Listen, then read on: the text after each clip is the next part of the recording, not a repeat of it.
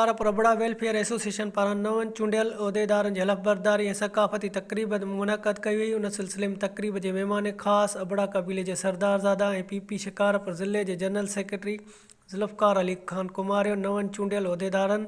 सदर ग़ुलाम मुस्तफ़ा अबड़ो, सीनियर नायब सदर मीर अबड़ो, नायब सदर रुस्तम अली, जनरल सेक्रेटरी बशीर अहमद अबड़ो ऐं ॿियनि खे पंहिंजे उहिदनि जो हलफ़ खणायो।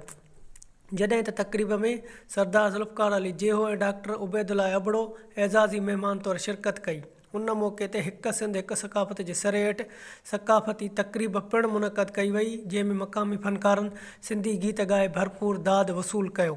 जॾहिं त तक़रीब खे ख़िताब कंदे ज़ुल्फ़कार अली ख़ान कुमारियो, सरदार ज़ुल्फ़कार जेहो, डॉक्टर उबैदुल्ला अबड़ो ऐं ग़ुलाम मुस्तफ़ा अबड़ो ऐं ॿियनि चयो त अबड़ा क़बीलो अमुन पसंदि आहे ऐं अबड़ा वेलफेयर एसोसिएशन ठाहिण जो मक़सदु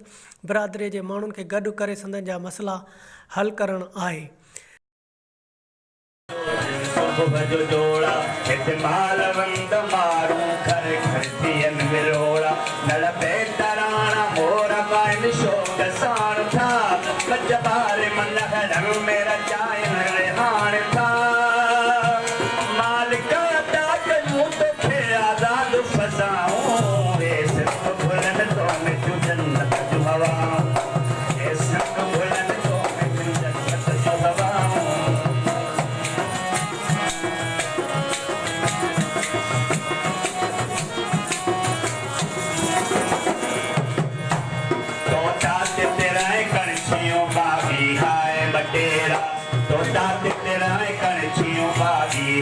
बटेरा सुर सुबह जा अला बिन बुलबुल जी हाय घेरा,